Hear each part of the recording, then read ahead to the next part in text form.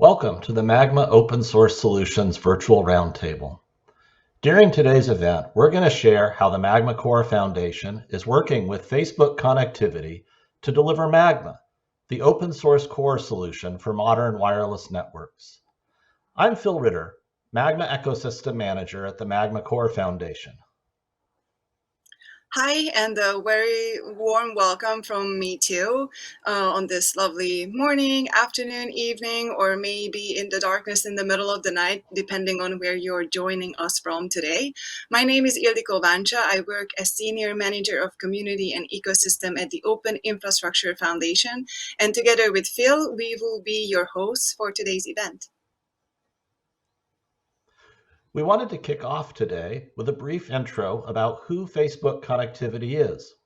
Facebook connectivity, now known as meta connectivity. Connectivity is more important than ever before. Facebook connectivity works across the entire telecom ecosystem, from internet service providers, mobile operators, satellite operators, equipment manufacturers, policymakers, and financial institutions, and more. Together with these partners, Facebook works around the world to deliver the adoption of abundant, affordable, and high-quality internet access for all people. In order to advance the mission to connect more people to a better internet, Facebook Connectivity developed an open-source, market-leading enhanced packet core to bring the most advanced technology at the lowest total cost of ownership to network operators, ISPs, and enterprises that need to launch mobile broadband services. Magma is an open source software platform that provides the core functions of a wireless network. It's been developed using modern software principles modeled on software defined networks and taking cues from the design of hyperscale systems like Facebook itself. It's a lightweight, modular, and is designed to scale. As an open source platform, there are no license fees or other costs to use the software. Couple this with the lightweight hardware required to run Magma, and it allows for a dramatic reduction in the total cost of ownership of a wireless network. Doubling down on what Phil just said about connectivity, and how important it is, I just would like to take it a step further and really emphasize on how much our lives is dependent on connectivity. And because of that, I think me for sure, and most probably most of you who are watching us currently live, we just tend to take it for granted. Like, I have this tiny little mobile device and I'm trying to be kind of more of an old-fashioned person and just set it aside and put it away as much as possible. But whatever I do, this tiny little thing tends to control, and sometimes I swear it tries to ruin my life. Whenever it is not connected to Wi-Fi or any kind of a data network, I kind of feel lost, and sometimes quite literally, because even the map is not loading on the device, and if I'm at an area that I don't know, then I don't know where to go, how to get out of there that easily. And also just thinking about these things, like, we are depending on connectivity for work. I couldn't do my work without, again, Wi-Fi and data networks. And then to take it to more back to the personal life, I can't even access my hard-earned money. It's just a few digits on the display of that mobile phone on my laptop that I'm staring at right now. I couldn't even talk to you without connectivity in this exact moment. This is how much we rely on it. And with the rise of edge computing, 5G, the technology evolution will just connect more and more devices. And yet, there are a lot of places around the globe where connectivity is not a given, it is a luxury or maybe just a dream or a desire. And I don't even have to go far. I mean, right now I do, but if I visit my mom in Hungary on her farm, when there's like 3 drops of rain outside, the connectivity goes away, the coverage goes away, and I just earn a few hours or I don't know, sometimes days of vacation because there is no coverage at the place where she lives. And she really does not live that far from the city that's kind of almost next to her house. So this kind of shows how connectivity and increasing coverage around the globe is not easy. You have to be able to take the wire there, the radio antennas, and sometimes the areas are just hard to build out the infrastructure, or maybe it's just too expensive. So there are a lot of challenges when it comes to increasing coverage around the globe, and providing connectivity to really everyone out there. And this is where Magma is coming into the picture, and this is why Magma came into life, and the mission and goal of connecting the next billion really reaches its meaning if you think about the rural areas in the US, Europe, developing countries all around the globe, and I don't know, maybe one day we will connect the moon and Mars and other planets as well.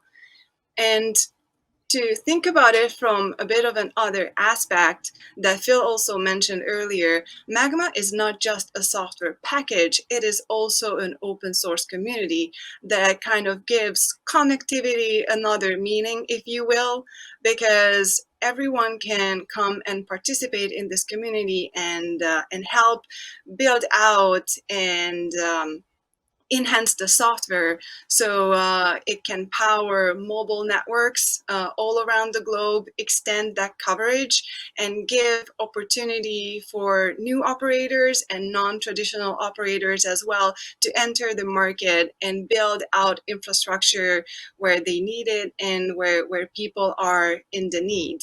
And the nice thing about this open source community is that these operators and really anyone around the globe can join to give feedback and help to enhance the software.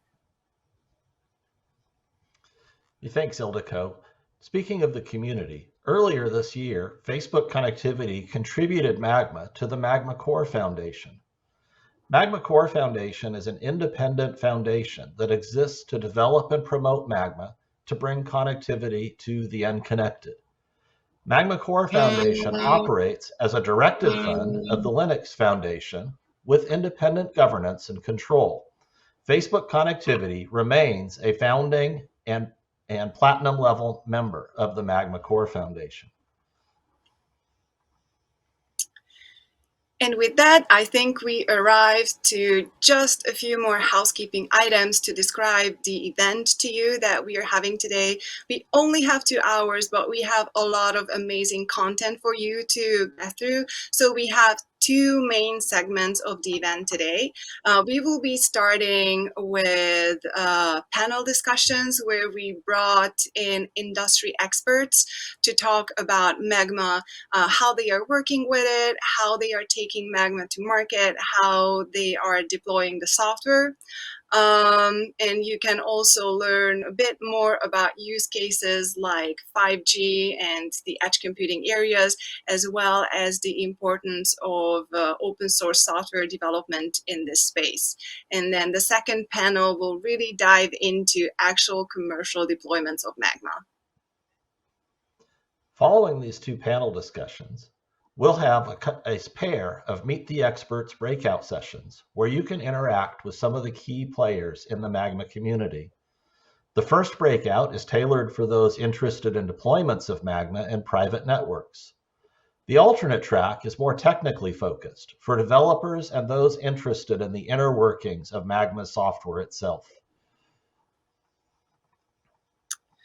And now, without further ado, let's welcome our next first panel that is led by Michel Castaldi, and he will talk to panelists from AWS, Lin Tonics, and Wavelabs.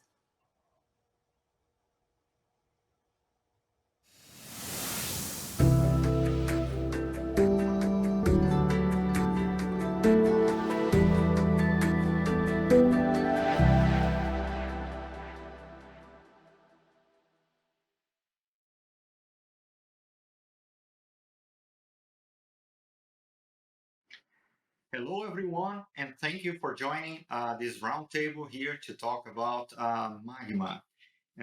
I'm Michel Castaldi from Facebook, and we're going to discuss a little bit of Magma use cases and what folks in the ecosystem are doing in terms of tools and solutions for allowing simpler, faster, and much more cost-effective Magma deployments for a variety of use cases. I have here with me a great team of folks who are Magma partners, and they've been working with us for some time. I'll let them introduce themselves. Let's start with Nitz. Please introduce yourself, Nitz. Hi, my name is Nitch Jagannathan, and I'm a senior product manager in the Snow Services team, focusing on edge computing and telco vertical. Thank you, Nitz. Let's move now to Kadir. First, I wanted to welcome you for joining us today and thank you for your time. My name is Khalid Khan, SVP and Head of Connectivity and Industry 4.0 at Wavelabs. I'm responsible for global strategy, business, partnership, and engineering at Wavelabs. The Magma open source is center of all of our strategy, and we are deeply committed to advance and grow the Magma ecosystem and grow along with it. Happy to be here today and looking forward to learn and share. Thank you, Kadir. It's a pleasure to have you here as well. Let me hand it over to Patrick now to do your introduction. Thanks, Michel. My name is Patrick Lin. I'm co-founder and group CEO of Lin Tonics. Lin Tonics is active in LTE, 5G, and edge cloud, where we provide end-to-end solutions to our customers. Thank you, Patrick. Welcome to all of you guys. It's exciting to have you all here. I mean, as you know, Facebook is working on Magma for some time, right? And Facebook connectivity itself, we have a mission to get more people connected to a better internet, which is a mission that all of our organizations share as well. And we all believe that this benefits our business and it benefits society. So it's truly a win-win-win-win. Right, so let's start by talking a little bit about what is the Magma value proposition for your companies, right? So let's start with Amazon Web Services. Nitz, how do you guys see the role of Magma on the Snow family of devices in supporting private network deployments? Thanks, Michelle. We've been working together with Magma Foundation and Facebook connectivity for over a year now, and we are super excited to be part of this particular alliance. And essentially, as a customer obsessed company, we go where our customers take us. And a lot of customer feedback we are getting is essentially customers don't want to be tied to one particular tech stack, and they want to be flexible with respect to their 4G, 5G, and in private deployments where essentially it could be mining. It could be in a rural area where there is not connectivity. And Magma is perfect for that, where it's open source, it allows flexibility, and especially with Snow devices able to operate in a disconnected environment, customers can take Magma Snow joint work into remote locations where there is no connectivity before. Now they can operate it with very low overhead, much lower operational cost on a monthly cadence. So our customers love this solution, and we are super excited to partner and see where this engagement takes us in the future. Thank you, Nitz. That does sound very exciting. I do agree that Snow family devices will be an amazing driver of value for the Magma ecosystem, right? People can buy into a solution that's fully tested and working, and it's going to reduce the TCO a lot. So yeah, it's exciting to partner with you. Khalid, let me ask you about Wavelabs now. I understand that you guys are also working on a lot of Magma 5G components. Can you comment a little bit on what is coming from you guys and how the overall Magma ecosystem can benefit from it? We are privileged to contribute and advance Magma ecosystem to benefit and succeed with 5G opportunities. There's a number of things that we are doing. It's a long list. I'll try to brief it as much as that I can. On the development front, most of the basic 3GPP procedures we have implemented, and most of the code bases are available in the GitHub master branch. In Q4 2021, we are adding additional procedures related to QoS, subscriber management, and some on multi-session support. We are also planning to start working on network slicing related components and features. And also we have a free Magma orchestrator in AWS. We invite community to come and learn and experiment with it. And finally, we also co-host with Linux Foundation and Magma Core Foundation 5G monthly Magma meeting.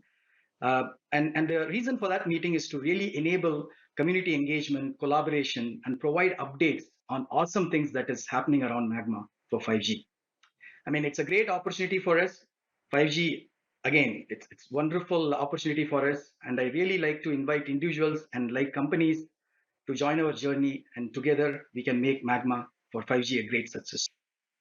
Thanks, Kader. Yes, that sounds pretty exciting as well. And I mean, I totally see a synergy between what Nitz was talking about and you as well. Like 5G is going to be a big part of what consumers and companies are going to expect out of Magma, right? And like a lot of private networks are going to rely on 5G components like what Wavelabs is providing on the Snow family of devices. That will be a pretty powerful combination as well.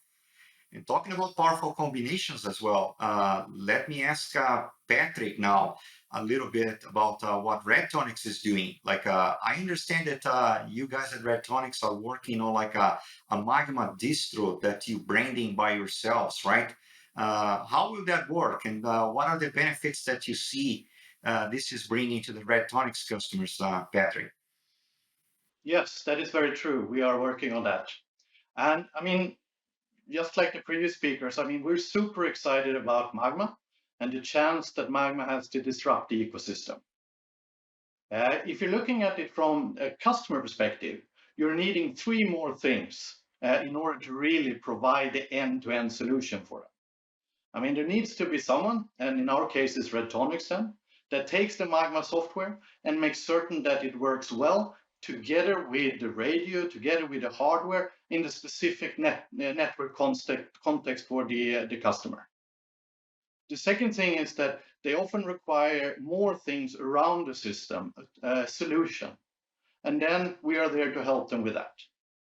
And as third point, but not least, what they also want to have is someone that gives 24/7 support.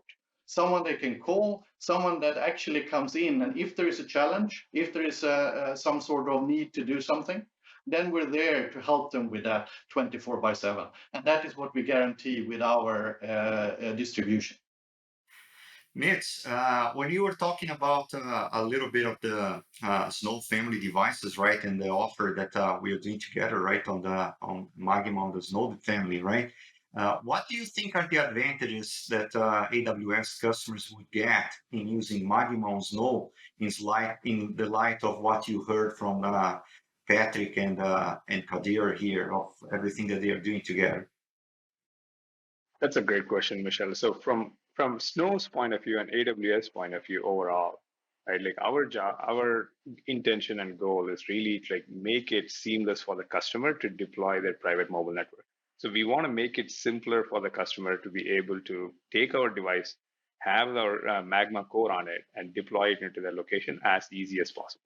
I think that's the exciting opportunity for us, is that our tight integration between our 4G, 5G cores and the Snow device, we are solving customers' pain point of making it as turnkey as possible. Now we work with partners and to add like radio components and other elements. Now we are trying to make it as seamless as it is to take our solution and deploy it instead of weeks to set up a private network. We want to like move it to like days, if not hours. Essentially, I think that is our goal, and our engagement for the last year is essentially been trying to package it as nicely as we can to a point where it is like zero touch mobile network. That's our intentional goal, and we are on that path. And as we work closely with Magma, we are fine tuning our solution from the hardware and systems perspective from AWS side, and from like performance tuning, to make sure that we are able to deliver a compelling solution for our customers that is easy to operate and also like to maintain over a long period of time. Yes, interesting. I understand as well, Nitz, that like even though Amazon can provide like a very broad array of services and everything, right? You guys would also be welcoming working with like companies that can act as prime system integrators, towers projects, right? And in that space, I know that Wavelabs, for example, is building a practice around that, right? Very focused on Industry 4.0 and everything.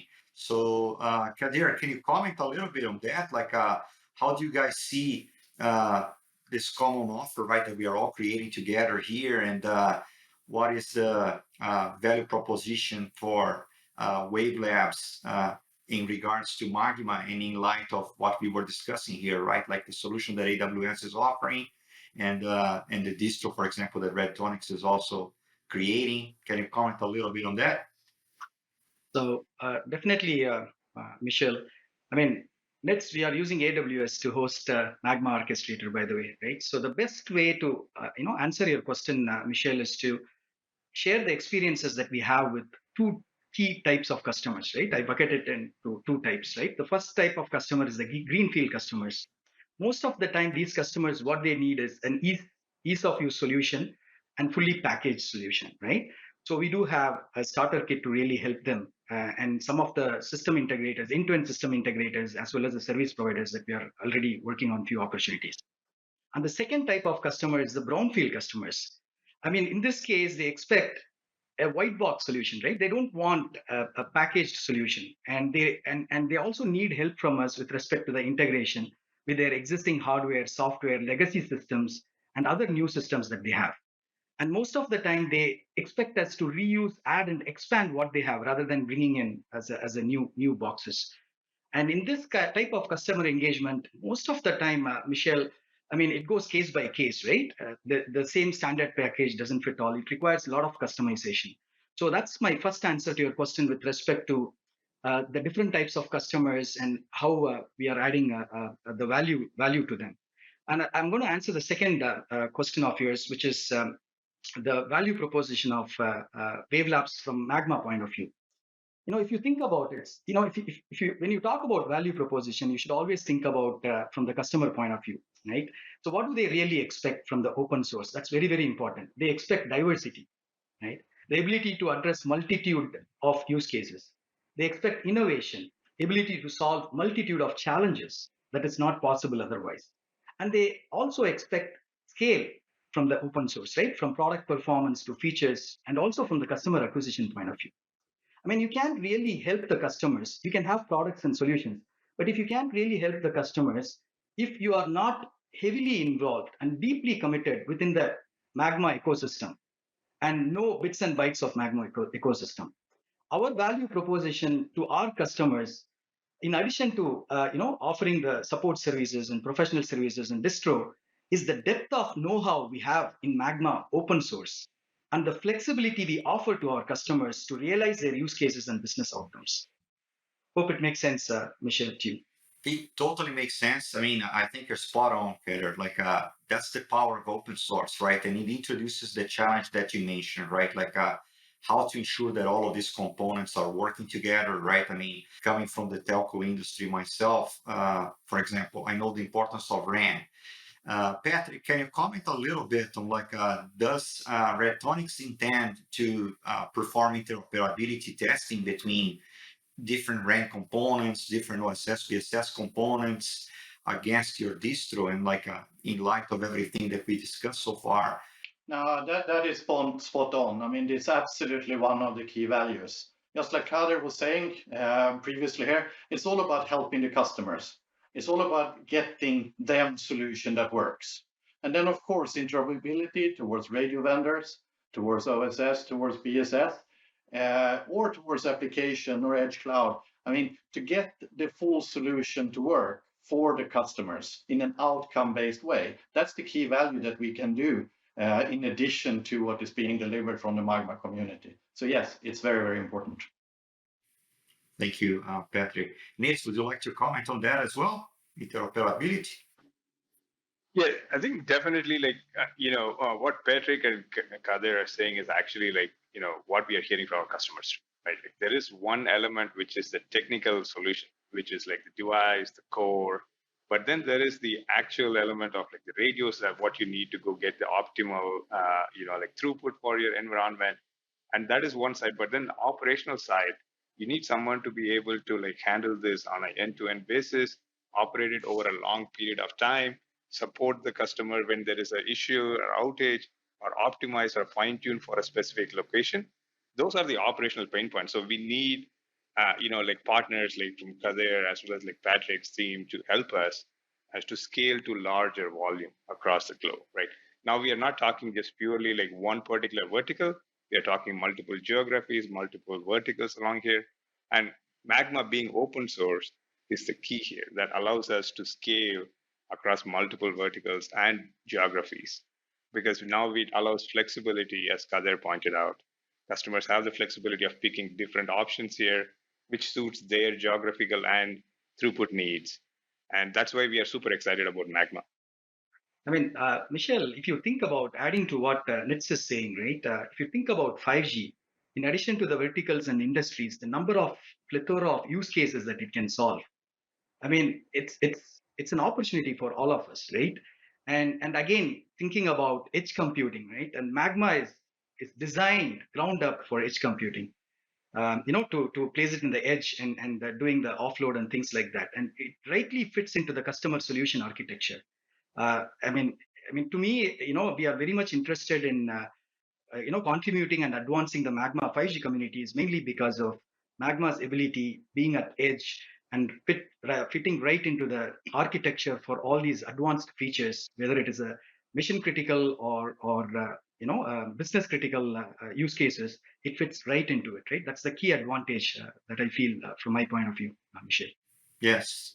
Thank you for that, Khalid. I agree with you. I think 5G is key for the evolution of all of this. And I think as you correctly pointed out, right? I mean, it's going to enable a lot of different use cases, and it's going to also allow for a little bit of a transition, right? Where smaller service providers and enterprises, they're all going to be looking into, okay, how can we play a little bit of a role of a service provider, right? And that's from someone who doesn't have all the expertise that like a traditionally well-established operator has in the market, right? So they will be counting on solutions that are pre-packaged, work properly, scale well, and that's pretty much what all of our companies are creating, right? With no family of devices from AWS, with the 5G initiatives from Wavelabs. And now I'll ask Patrick to comment a little bit as well. Patrick, how important is 5G for your customers? And what can you tell us about Red Tonics' ambitions for 5G as well? If you're looking at our customers today, they are mainly within the LTE space. But if you're looking at our discussions that we're having, and also where we believe the future market is, it's 5G. I mean, 5G and 8 edge is an unbeatable combination, so to say. And we have a chance to provide solutions here that are disrupting what has been delivered before, so to say. So 5G is extremely important for us going forward. We're also today discussing with several customers the solutions to put in place, so to say. But that said, currently we are mainly delivering LTE-based solution as of today. But the discussions are there, and soon we will be moving forward. Okay, thank you for that. Okay, we are almost running out of time, but I think we have enough time to do like a very quick round of questions from one panelist to another. If you guys are okay with that, let's start with you, Nitz. Do you have any question that we would like to ask Red Tonics or Facebook or Wavelabs? Yeah, so I have a two-pronged question. So the first one is which customer verticals or customer use cases are exciting to you the most? And the second part to that is that what do you see as the main hurdles that we need to overcome as a group together to be able to succeed in meeting our customer needs? That's a great question, Nitz. Which industry vertical that we at Wavelabs are interested in? I mean, if you look at the immediate opportunities, it's fixed wireless access, right? That's the immediate opportunity. And when you look at near-term and long-term opportunity, then it is private wireless. So we have been engaged with a couple of interesting customer opportunities. One is with a customer who wants to have the core network that can manage their satellite access. So typically, they use the satellite for global data transfer and broadband and things like that. In this case, they wanted to evolve their offering to support connectivity globally and also seamless roaming with the local operator when the IoT device is kind of moving around. Say an example, a truck moving around globally carrying things, right? So, I mean, this is one of the interesting area that we are putting a lot of efforts into, right? How do you use IoT with satellite? And the second interesting area for us is on the factory floor, right? I mean, where the latency is and the jitter is very expectation is very high, and we are talking to some of our customers. There are some of the unique use cases like mobile robots, motion control that requires the Magma core to really take care of the latency requirements, so the robots can actually go and put the parts in the right place, right? So to us, these are the couple of areas that very exciting that we are putting our efforts in the into that. Patrick, what about for you guys at Red Tonics? Is there any particular industry you're interested? I think I can agree to what Khalid is saying there. But so then let's take to answer the second question instead on coming from NITS. Then I mean, what can we do? And I mean, the fantastic thing with open source is that it can disrupt industries, but the speed of that disruption is proportional to the adoption. So I think the key thing for us is to get as many as possible to adopt as quickly as possible into this open source community. And there, I think we should focus a lot, and that's why I'm very grateful for this event, which is sort of one thing in that direction. But the more we can do to create the adoption, the faster the disruption will happen. So I think that is a fundamental thing that we need to work together and really think hard about how we can speed it up even more. I just wanted to add on that, Michelle. We all have to put skin in the game. If I have to say it in one single word, right? We all as a community have to put skin in the game to make sure the community advances and we grow with it. That's my comment. I couldn't agree more. That said, yeah, go ahead, Nitz. Yeah, I agree with what Kader and Patrick said. Like the use cases, Kader, I think we are hearing from our customers similar use cases as you are talking about, especially like 5G and edge computing space, essentially, that seems to be an exciting opportunity for us to, scale Magma with AWS in general. Like Patrick said, 5G edge is the deadly combination, right? And Magma fits right into that architecture.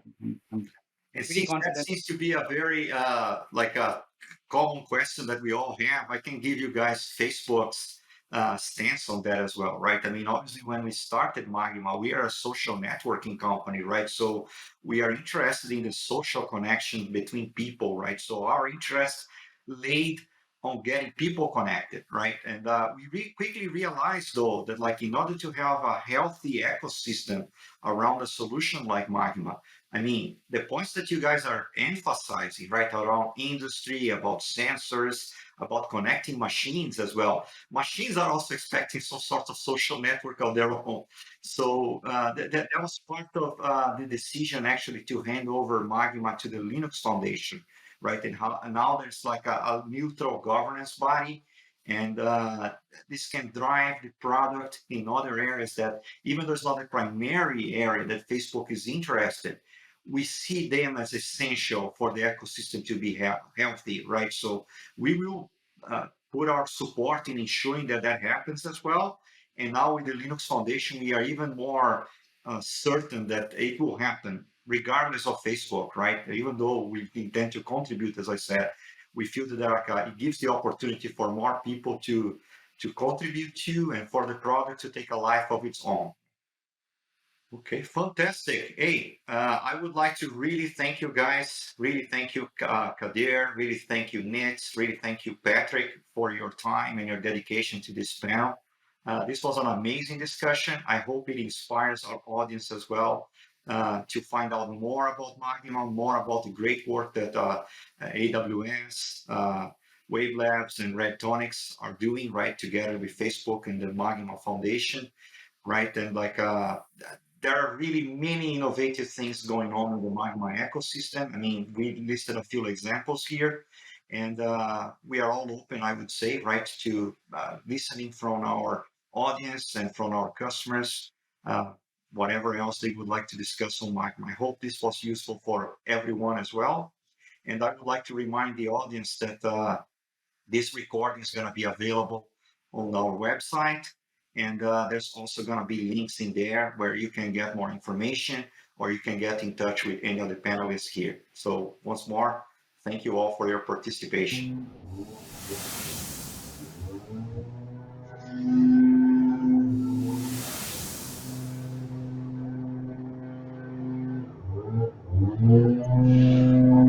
Thanks, Michelle, for the amazing panel. Also, thanks to the panelists, Nitz, Kader, and Patrick.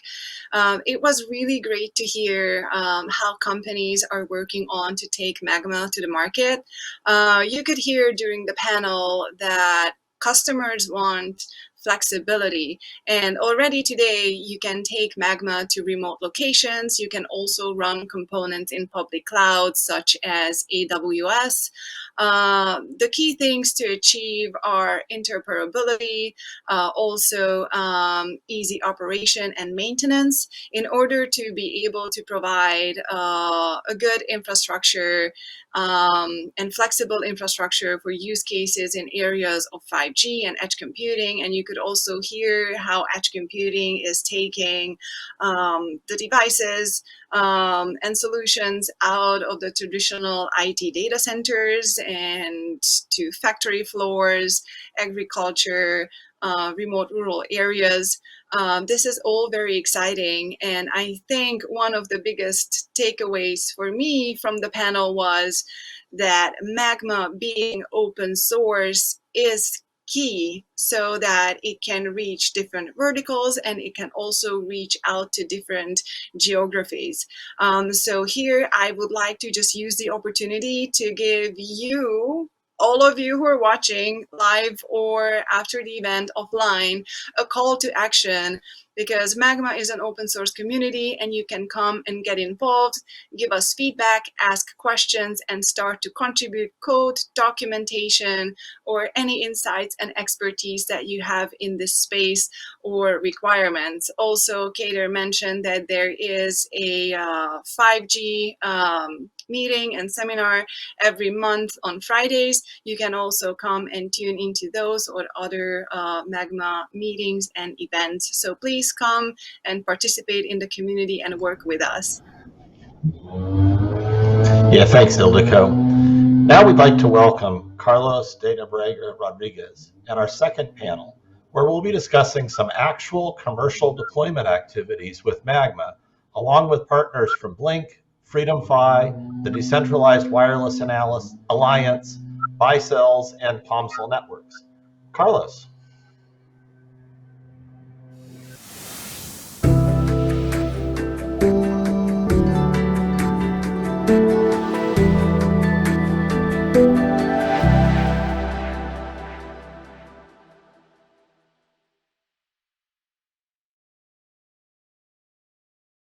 Today we will talk about Magma in the field, simplifying the network deployment. I'm so excited to be here with this distinguished panel to talk where is Magma in terms of maturity. And what is the best way to do that? Well, having the discussion using real successful examples of implementations. Today we have an extraordinary mix of partners, OEMs, system integrators, and service providers talking about their experience across different use cases, as for example, fixed wireless access and private networks that had been implemented in different markets as well, for example, in the US and South Africa. But before getting into the introduction of the panel, I want to say thank you to the entire audience who is joining us for this great discussion. I would like to introduce our panelists today. The first one will be Andre from Console. Andre. Hello, everybody. My name is Andre van Zyl. I'm Head of Systems and Networks at Console Networks in South Africa, where I lead the engineering and architecture efforts for LTE and 5G networks. Thank you, Andre. Byway. Hey, hello, everyone. This is Byway. I'm the General Manager for Bicells International Business. We are a vendor for 5G and 4G networks. Thanks, Byway. Boris. Boris Rensky. I'm CEO at FreedomFi, and FreedomFi, we basically a commercial vendor productizing Magma open source project and supporting customers in the field that are using it. Thanks, Boris. Patrick. Good afternoon, everyone. My name is Patrick Boothman. I'm the Vice President of Sales, Marketing, and Business Development for Blink Networks. We're a 4G, 5G vendor selling solutions for private networks and fixed wireless access. Thanks, Patrick. Scott. Hi, everyone. I'm Scott Siegel. I'm the head of operations for the Decentralized Wireless Alliance. We're the nonprofit foundation serving the Helium network.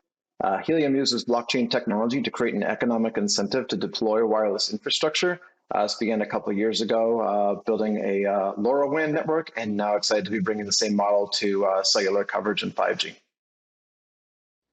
Thank you, Scott. Great to have you, all of you here talking about Magma in the field. I'm so excited, but let's kick off the conversation. And all the time, anyone needs to be the first. By the way, you will be the first.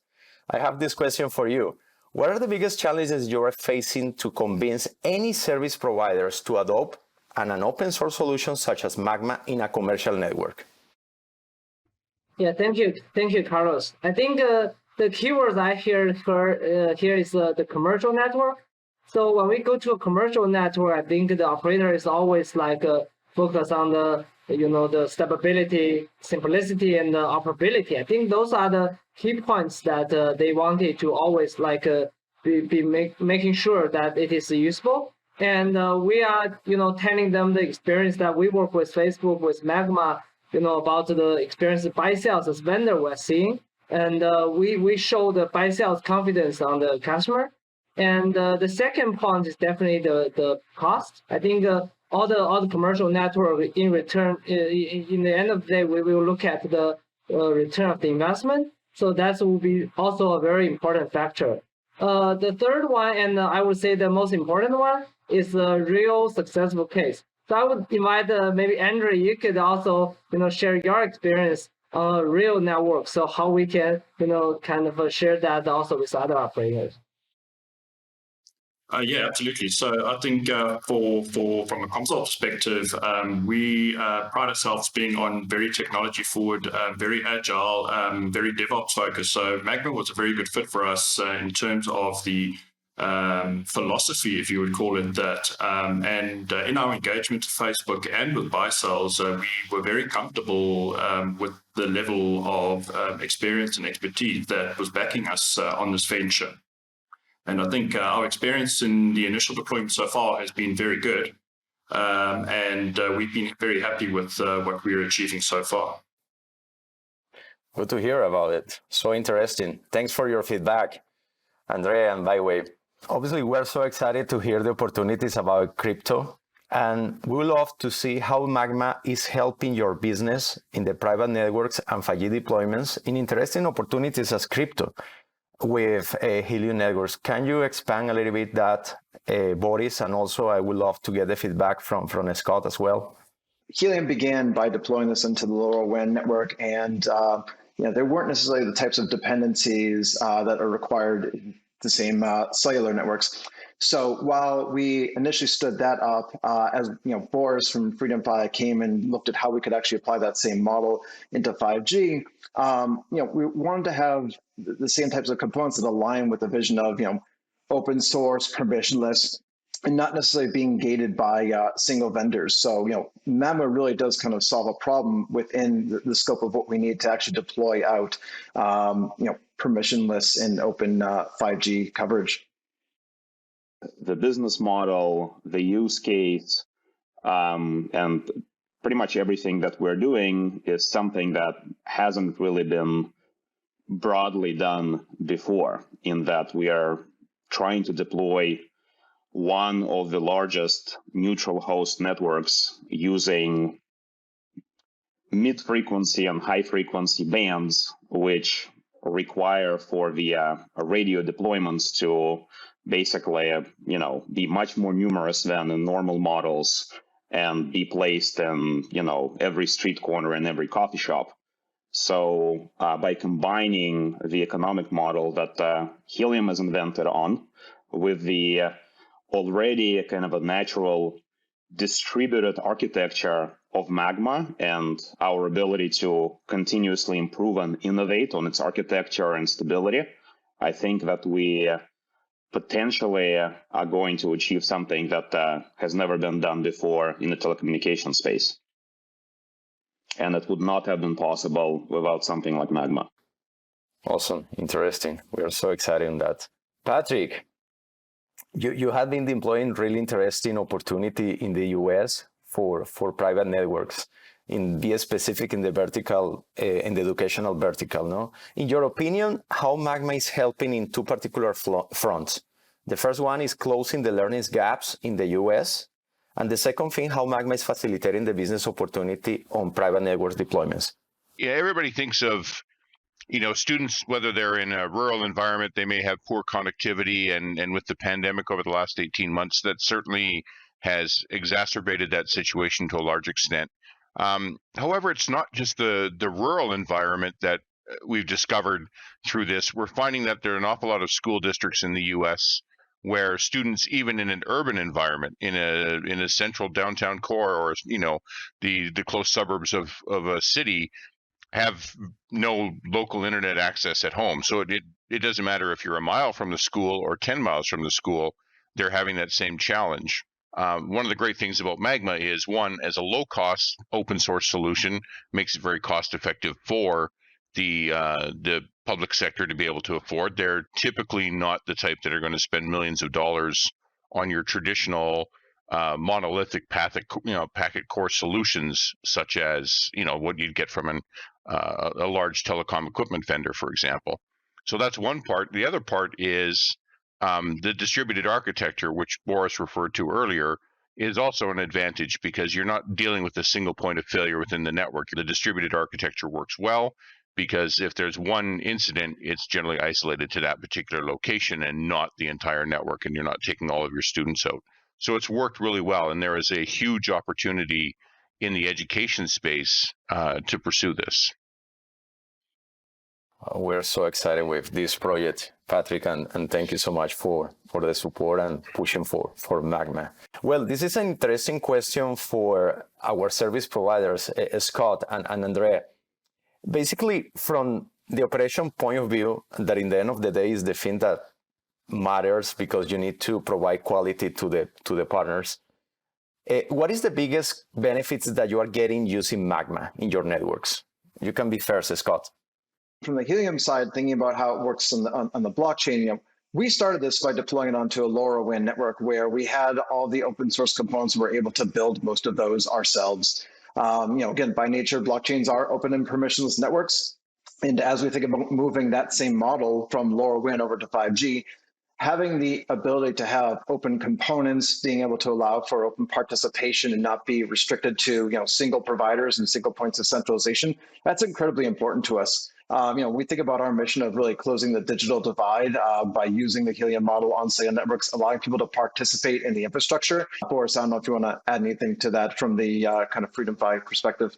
So one of the biggest problems we need to tackle is how do we actually simplify deployment of a small cell such that anybody, even a person that has never dealt with wireless, can actually go ahead and deploy it. So we've spent a lot of engineering effort to extend Magma, particularly the part of Magma that interacts with the firmware on the small cell, such that the deployment can be done completely zero touch, so that a person gets a small cell, they get a Magma gateway in their house or in their office or whatever, they plug in the small cell into the gateway, and then from there on forward, everything is done completely behind the scenes, including even the CPI certification that is done remotely by us. So from a personal standpoint, they just, they plug in one box into the other box with an Ethernet cable, point at somewhere, and that's about it. And everything else is done through automation, starting from bootstrapping the cell to actually aggregating all of the cells together into a single neutral host network. I think from our perspective, a number of things that really appeal to us and what we found advantageous is just to sort of echo Boris's sentiment. We did not come from a traditional 3GPP type of environment. So our glide path to deploying an LTE network from a zero base in 3GPP technologies was very smooth. Something else that worked very well for us is that it gave us a lot of agility to design the network how it best fit specific scenarios. So we have certain instances where we run a different cluster of networks depending on the requirement, and Magma allowed us to do that. And I think thirdly, the deployment of Magma against a traditional EPC stack from a traditional vendor gave us a very aggressive price advantage in being able to deploy lowest cost services into an environment that has traditionally been a very expensive place to buy data in Southern Africa. So we've gained significant advantage there, being able to reach more people at very competitive price points. Thanks for sharing this. By the way, I have a question for you. Obviously, the support, that is something that is really important for the final customers.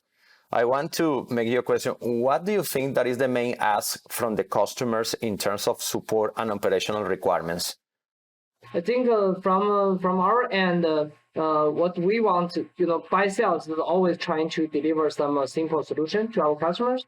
So we do a lot of remote support, like what we are doing today for our over 600 ISP customers in the world. We are using only like 20 people to support all those. So that's the spirit that by sales is trying to do. Also same as the Magma. Regarding the main ask, actually, I would also like to relay that question to Andre. I think our experience was that it wasn't a significant hurdle or road block to actually get going, and BiSales was very instrumental in getting us going. And it was great that a hardware vendor could get us onboarded and get us going. And so I think we were happy to get that initial, if you'd call it day zero, day one support from BiSales. And in our sort of company culture, we very hands-on. So we are looking to take on that sort of level 1, level 2, level 3 support. And in our discussions with Facebook Connectivity, they have been very willing and very open to initially start that level 4 type support, but then also support us in growing our skill base and our skill set through training and other initiatives, so that we could actually do the end-to-end support ourselves. Thanks for the feedback, Andre. As you know, obviously Magma is an open source solution. Actually, we're part of the Linux Foundation. What are your thoughts about the process to collect the feature requirements from the customers versus the process to get them from developers community or Facebook? Open source is all about staying close to the customer deployments, collecting the feedback from the field, and finding a structured and very quick way to channel all of those requirements and improvements back to the open source community. So if the question is, do we lean on the community versus the customer? The answer is we primarily lean on the customer. Great. Highway, you want to add something here? Yeah, thank you, Carlos. I think firstly, we share the same view as Boris.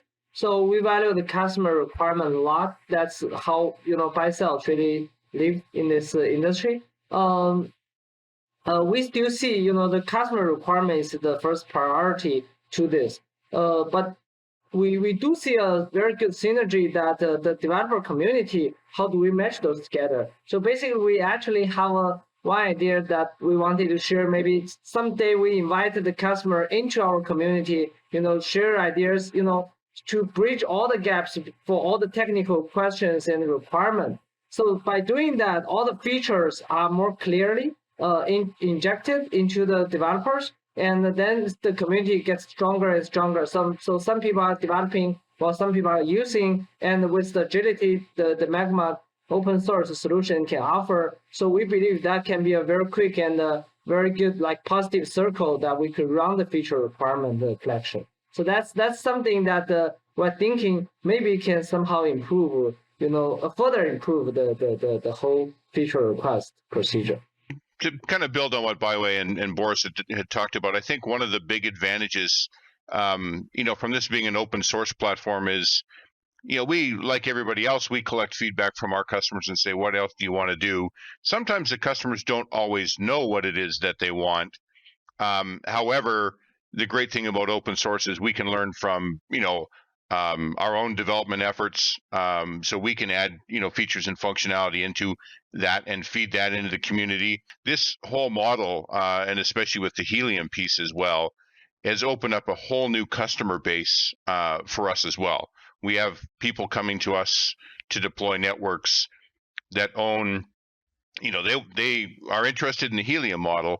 And of course, they want to then go deploy literally 1,000 eNode Bs because they want to deploy the Helium model. So they're coming to us and buying 1,000 eNode Bs to deploy, in their convenience stores throughout the US, because, the combination of an open source Magma model and CBRS has really democratized a private network that has never happened before. It was always the domain of the billion-dollar big carriers who effectively ruled the roost through control of spectrum. That control of spectrum and that control of a centralized, packet core solution has really been taken away from them and opened it up so that literally a guy who owns a number of convenience stores can start to build his own wireless network and do something with it. Great, Patrick. Thanks. Next question actually will be for you, Byway and Patrick, from the OEM side. If you can share with the community how your hardware portfolio products are moving into the way to make and facilitate a easier integration with Magma, with the objective to reduce the cost of the implementation and also simplify the implementation of the solutions. Can you share with us the experience how your entire hardware portfolio product is moving towards the really close cooperation with Magma as a product? Patrick, you can be first. Sure. So this is definitely something that's very close to our heart. I mean, one of the things that we're working on is actually potentially integrating the Magma Access Gateway right into the eNode B itself. So the elimination even of the hardware device that would sit at the tower location, and integrating the access gateway right onto the eNode B directly. So one less piece of hardware, one less point of failure on the system itself. So that's one element of it. The flexibility between, Magma solution, it being open source, and again, being relatively small vendors, we have that desire to integrate those two so that, again, we have a fully integrated solution that you can put in front of a customer and says, here, you've got one interface that you need to deal with, and it does everything for you from the start to finish. Awesome. Byway. Okay, thank you. I think what Bicell is doing is for three things, from three aspects that we're doing to make the Magma more integrated. First of all, we hired several developers. We try to kind of integrate our OMC and all Bicell's related software into the Magma. So that part will be like done in a few months. So with that, all the Bicell software management system will be tightly integrated with Magma. So that's how we put some of our existing solutions tightly integrated. I think the same as what Patrick mentioned, we just wanted to make our customer as simple as possible. So we make everything all pre-configured. It's a plug-and-play experience, and it's all automated. If you want to pin the orchestrator or you connect to the AGW, it's all preset. So once the customer opens the box and they power it on, plug in the Ethernet, and it works. I think that's the fundamental goal that we wanted to achieve with the first step to finish first. Great. Thanks for your feedback, Patrick and Byway. Andre, Scott, in overall, are you satisfied using Magma in your network? What is the best and what can be improved? Andre, can you be first? Yeah, absolutely. So I think we've had a very positive experience so far, and we've been pretty happy with the deployment and what we've seen so far. I think the points that I mentioned before, that we we have a dual sort of track here. So we are engaging with traditional vendors in the 5G space around a larger deployment, and so we've become very aware of what that large traditional telco vendor type of pricing and costing is like. And Africa's got a much more rural type of landscape, and sometimes it's simply not possible to have compute infrastructure at the towers. So we deploy slightly larger access gateways, and we're doing a fair bit of work around optimizing and scaling the access gateway throughput, as well as building on hardware that traditionally you mostly would have seen access gateways on a NUC type of ruggedized type of device. But we're moving more into sort of the COTS type servers from OCP, so it'll be on a sled and building in that space. And then probably another sort of African perspective is that we don't have fully deployed AWS instances in Southern Africa. We have partial services, but we don't have full deployments. So we are doing quite a bit of work around the on-prem installations of the orchestrator, simply because at this stage, our orchestration instances are all sitting on the long end of a transatlantic cable. So we're at 180 to 100 milliseconds away from our network, and so we're doing a fair bit of work around having the orchestrator deployed on our infrastructure in our data centers as well. Yeah, so I come at this again, sitting on the foundation side of the Helium network. I come at this more from both a governance perspective and how we're engaging our worldwide community on this. And what's been very, very important in Helium is the consumerization of being able to run that infrastructure. And where we started that with LoRaWAN, and where Freedom Fry has really enabled us to be able to do this on cellular networks. Means that having that type of participation, having an open source community that's very, very motivated and excited, and being able to contribute to different parts of the ecosystem, not just from the Helium side, but obviously also in the Magna perspective, it's incredibly important. The other piece that I can't remember who spoke to it earlier, but the economic viability as well, and thinking about again where Helium is enabling that type of pay-as-you-go access on an order of magnitude cheaper than traditional carriers. Magma really helps us continue on that path. But as far as utility, we've already had one network operator signing on. There's already interest from others. So I think that it's certainly serving our purposes thus far, and very excited about the future in terms of where we can take the same momentum in the Helium network, and really looking forward to the large growth on 5G and LTE networks. Well, we finished all the questions. What a great conversation. I want to say thank you for the all panelists that support us today. Bayway, thank you so much for your support. Boris, Andre, Patrick, Scott, thanks for your time. Thanks for the all people participating in this virtual event. I appreciate your time. If you want to get more information, you can reach us directly. You can get more information also using our Facebook connectivity webpage, and also going through Magma Linux Foundation. Thank you so much for your time, and have a great day.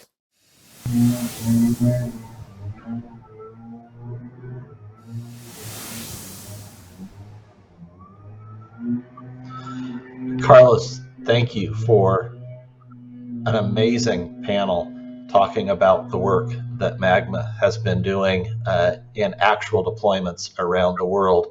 It's fabulous to see the end-to-end of how Magma has been deployed with radio manufacturer partners, partners who are integrating and deploying the product to actual networks, and really, really novel deployments that you see with what's happening in Southern Africa and the Decentralized Wireless Alliance, and how this notion of Helium coin has been propelling deployments of connectivity using Magma in really, really creative ways. There's a recognition, I think, that connectivity is necessary in undeveloped places and in rural networks worldwide, both in developing nations and in developed nations like Western Europe and the United States, with infill gaps in rural areas, and even infill gaps that we talked about today in schools and locations where you need that connectivity, but for various reasons, they're economically not viable or just underserved communities that products like Magma can bring connectivity to bear in those areas. So, Carlos, fabulous session, powerful group of speakers that you've brought together, and we really, really appreciate hearing from you. Thanks, Phil. And with that, it concludes our first segment for today. And now it is so exciting because we arrived to the bit more interactive part of the event where you can meet experts from the Magma community. So we have two parallel tracks for you to go into details about Magma.